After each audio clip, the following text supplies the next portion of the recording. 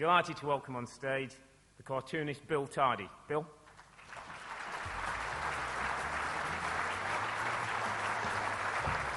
I'm a football man. I had a metatarsal nearly 70 years ago.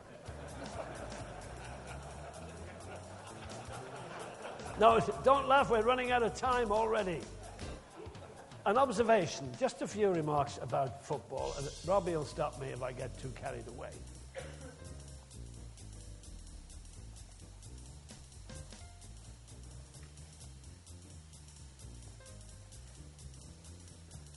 Bill, can you talk us through what actually is going on over there? No, because I'm keeping the best part for the last.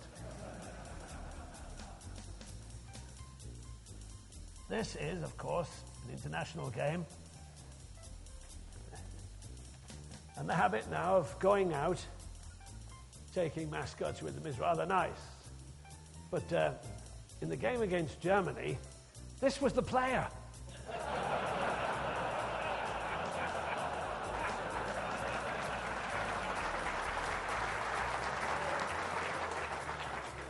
I'm indebted to one Stuart Pearce for that. I am concerned, ladies and gentlemen, with goalkeeping. I am concerned. And I've done some research on this, and there is an answer. The new goalkeeper, with those super gloves,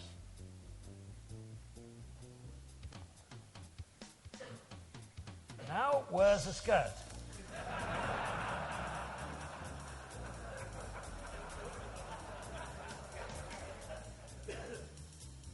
Now, of course, in heavy conditions, this could be a disadvantage, but I'm told that this idea has already been used by a famous Scottish goalkeeper called Gordon Ramsay, who always likes an extra skirt around.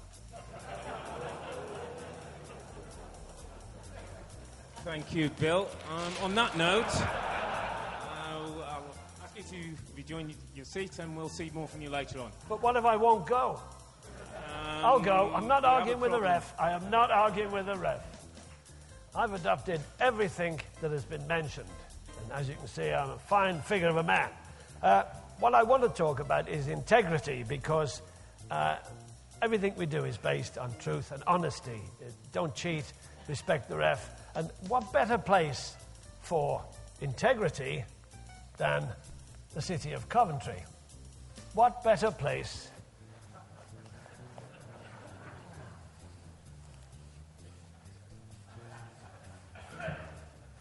Now, you don't get a better example than that no one was to look at Lady Godiva when she went through the city. That is integrity, and everybody, apart from Rota, everybody just looked straight ahead. The perfect example of trust and integrity on which the great game of football, we hope, will always be based.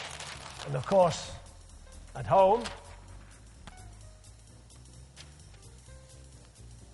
Leo Frick, in his chainmail collar, obviously unfit, weighed on Friday.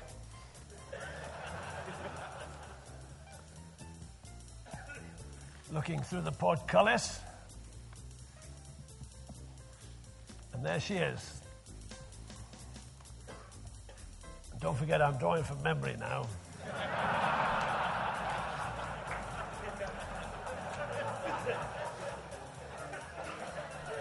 Integrity. He says, where the hell have you been? Your horse got back 4 hours ago. Sir Trevor, questa è la verità. Quanti allenatori in Inghilterra parlano una seconda lingua? Niente, nada. Manchester United, Sheffield Tuesday, niente. Una cosa di disgrazia. That was French.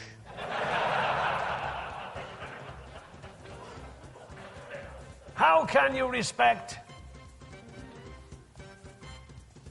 a half-bald referee How can you have any attention to a man who's not wearing a hat? I believe that respect will only come when referees are correctly attired. I think a flowing cape. I'm not entirely convinced that referees should be armed just yet, but maybe possibly just a 50,000 volt taser to keep things.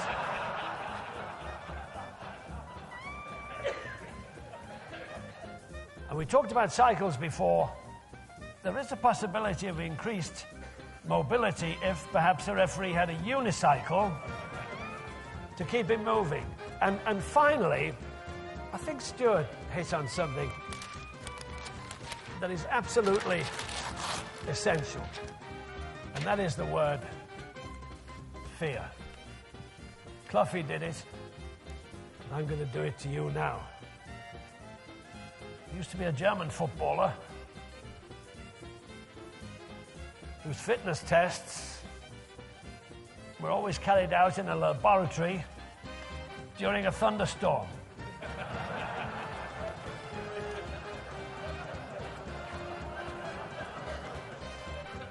We all know who it was. We all know it was. And it was in, of course, Frankenstein's laboratory. And this was Frankenstein holding in his hand a dripping human brain. And Igor, we all remember the grisly, misshapen, hideous mess that was his assistant. He's moving forward, reaching for the brain. Frankenstein was shouting, "No, Igor, you already have an FA tutor's brain." I think that's a get out.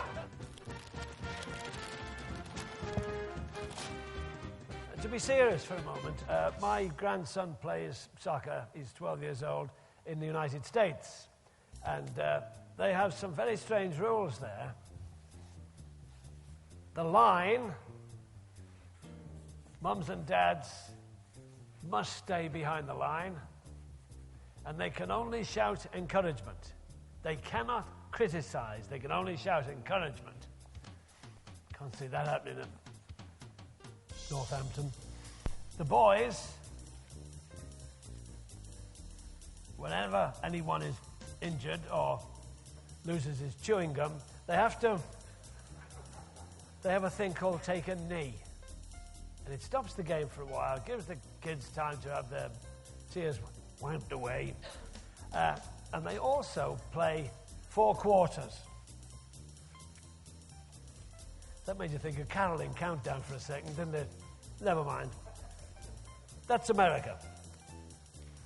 I'm sorry about this, but I am totally on the side of referees. I have a tremendous respect for them. I was told at school never to boo, never to question referees. It's so difficult for the tutors who are in between the referee and the players. But let's imagine a referee. I take back what I said about bald referees. You can be a good referee and bald. Telly Savalas wasn't bad. These are... I've got to slow down. I'm working much too quickly. They used to call me the Rivellino of the drawing board, you know. Do you remember Rivellino? Wow, could that boy hit a ball. Here's a referee who's under severe criticism because all referees, as you know,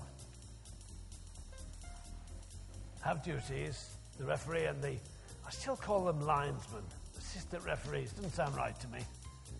Gives them an inflated idea of their own importance, I think.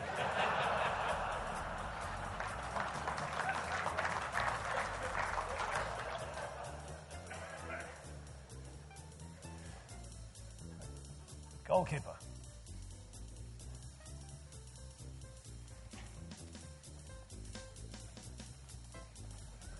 Here's a referee who's guilty of one of the big mistakes of his career,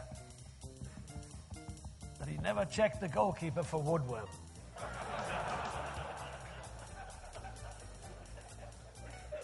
See, I go back to the days when goalkeepers wore green. It's terrifying that you can think back that far. When tough managers, they used to let footballers travel on trains. I don't know whether they still do that. They still travel on trains? Oh, okay. I was testing to see if they were awake. Isn't it amazing? It used to be in the days of Cloughy and his footballers all sitting, third class, of course, all sitting round. And they'd plan out games with cups and HP sauce. You can remember one gag in Punch years ago of one slightly gormless footballer, after he'd been given his tactical talk, saying, well, why am I always a cup? And the boss said, because you ain't got the brains to be a saucer.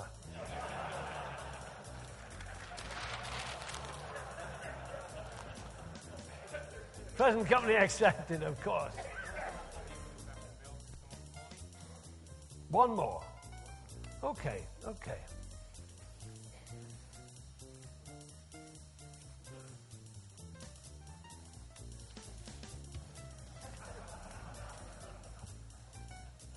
Gripping stuff. No, forgive me, I don't mean that. I've learned so much today. What was it now? Let me...